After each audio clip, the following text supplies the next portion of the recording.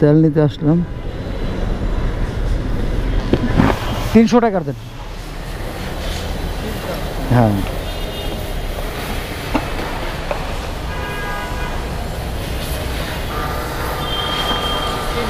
হ্যাঁ 300।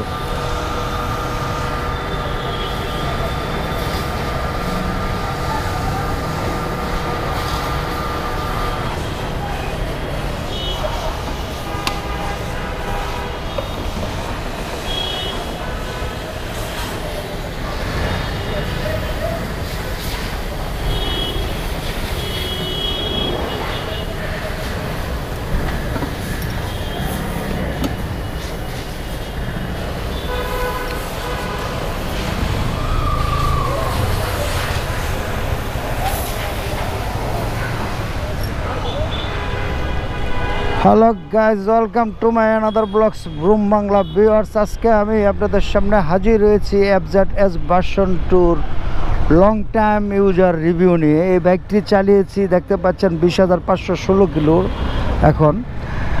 তো 20,000 কিলো চালাইতে প্রায় আমার 1.5 বছর সময় লাগছে। আর একটা বাইকের 20,000 কিলোর মধ্যে ভালো মন্দ সব দিকে বোঝা যায়। তো আমি প্রথমত এই বাইকটির স্পেসিফিকেশন নিয়ে কোনো আলোচনা করতে চাই না, কারণ এই বাইকটির স্পেসিফিকেশন সম্বন্ধে অনেকেরই ধারণা আছে, আর যারা না জানেন তারা গুগলে সার্চ দিয়ে জেনে নিতে পারবেন। তো ভিউয়ার্স, আমি এই 20,000 কিলোমিটারে বাইকটির ভালো মন্দ দিকগুলি নিয়ে আমি প্রথমত শুরু করি এটার হেডলাইট দিয়ে।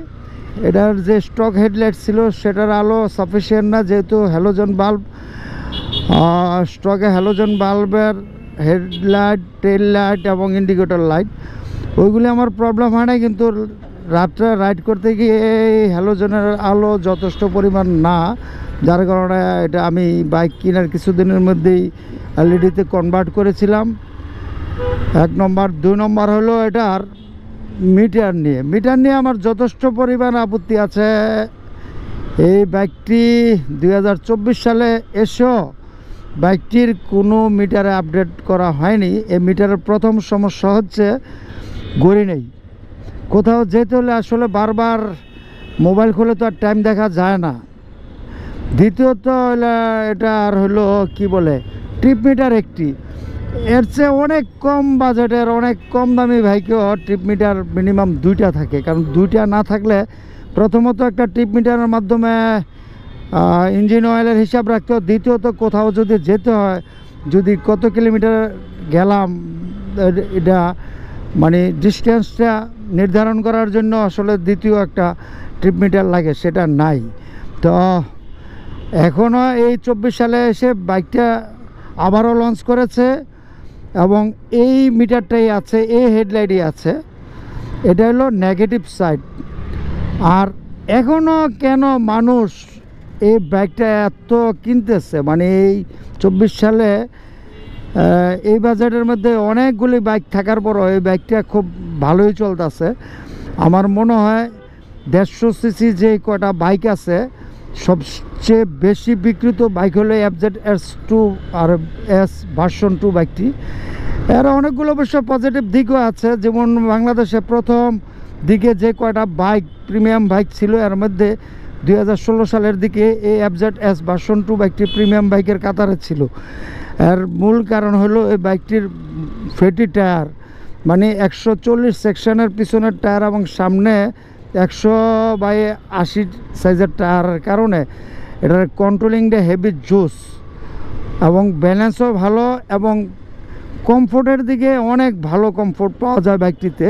আমি এই 20,000 কিলোমিটারের মধ্যে অনেক জায়গা ট্যুর করেছি, অনেক লং ট্যুর করেছি, অনেক অফরোডিং করেছি। এই বাইকটাতে অফরোডিং করতেও তেমন কোনো প্যারা হয় না এবং লং ট্যুরে আমি সমস্যা ফিল করি না। অনেকে বলে পাওয়ার কম, আমার কাছে আসলে পাওয়ার যেটুকু আছে আমার কাছে যথেষ্ট মনে হয়েছে।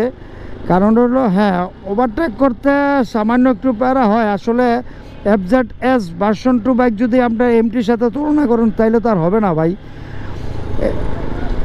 অবশ্য এই বাজেটের আর যে বাইকগুলি আছে এগুলির স্পিড আরও অনেক বেশি, কিন্তু স্পিডের কেউ বিবেচনা করে এফজেড সিরিজের বাইক কিনে না।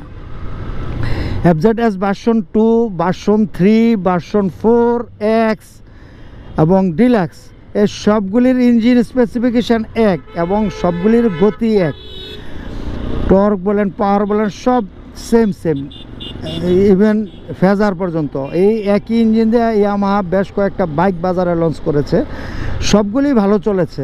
এর মূল কারণ হলো বাইকটার কমফোর্ট এবং কন্ট্রোলিং, হেভি কন্ট্রোলিং।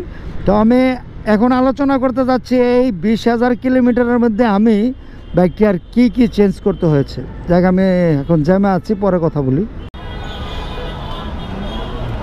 এখন আছি রাজারবাগ মোড়ে, চৌরাস্তার মোড়, মানে একদিকে রাজারবাগ অন্যদিকে শাহজাহানপুর, আর সামনে মালিবাগের ফ্লাইওভার। এখানে সিগন্যালে আছি। ইদানিং দেখা যাচ্ছে ট্রাফিক পুলিশ যথেষ্ট সক্রিয়, এতদিন মোটামুটি পুলিশ চুপচাপ ছিল, প্রচুর জ্যামে আটকা থাকতো। এই হলো অবস্থা।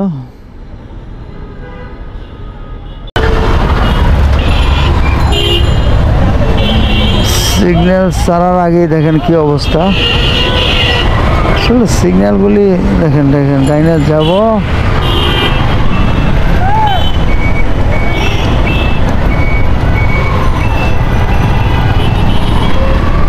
তো ভিউয়ার্স যা বলতেছিলাম যে বাইকটির এই 20,000 কিলোর মধ্যে কি চেঞ্জ করতে হয়েছে।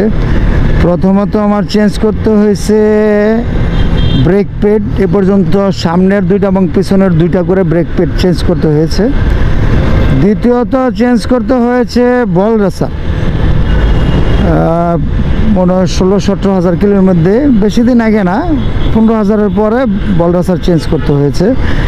তৃতীয়ত চেঞ্জ করতে হয়েছে চেঞ্জ স্পকেটের যে সামনের যে ছোটো স্পকেটটা থাকে সেই স্পকেটটা, এইগুলো চেঞ্জ করতে হয়েছে। আর মাইলেজের যে দিয়ে যদি বলি, আমি ঢাকা সিটিতে অনায়াসে 40-এর মতো মাইলেজ পেয়ে থাকি, এবং ঢাকার বাইরে লং রোডে যদি ইকোনমি মোডে চালানো যায় বা খুব বেশি টানাটানি না করি, যেমন লাস্ট আমি সিলেট ট্যুরে গিয়েছিলাম, এভারেজে আমি সিলেট ট্যুরে 50-এর উপরে মাইলেজ পেয়েছি। কারণ সিলেট রোডে খুব বেশি জোরে টানাটানি করা যায় নাই, যার কারণে ম্যাক্সিমাম সময় 70-এর মধ্যে ছিল। আর এটার ইকোনমি মুড আছে, মানে ইকোনমি মুডে চলে। যেমন এখন দেখতে পাচ্ছেন এই বাতিটা এখন খুবই তেল কম খাচ্ছে, মানে যদি আমি 69 পর্যন্ত ইকোনমি মুডে থাকে, তার বাইরে গেলে বেশি তেল খায়। এই মুডের মধ্যে চালালে আপনার ঢাকার বাইরে গেলে 50-এর উপরে মাইলেজ পেয়ে থাকি। তো 150 সিসির একটা বাইকে ধরেন অ্যাভারেজে 40 মাইলেজ আমার কাছে খুব ভালো মনে হয়, কারণ এর আগে 125 সিসি বাইকও মানে 40 মাইলেজ পাওয়া যায় না ঢাকা সিটিতে, অনেক ক্ষেত্রে অনেক বাইক আছে পাওয়া যায় না। এলো অবস্থা। আর মেনটেনেন্স খরচ বলতে গেলে আমার মেনটেনেন্স খরচ তেমন হয় না, কারণ সময় মতন ইঞ্জিন অয়েলটা চেঞ্জ করতে হয়, আর তেল তো ভরতেই হবে। এলো অবস্থা। যাক ভিউয়ার্স, আর বেশি কথা বলবো না, এখানেই আজকের মতো শেষ করছি। আপনাদের ধৈর্যচ্যুতি ঘটাতে চাচ্ছি না। তো যারা আজকের এই ভিডিওটি শেষ পর্যন্ত দেখছেন, সবাইকে ধন্যবাদ। এবং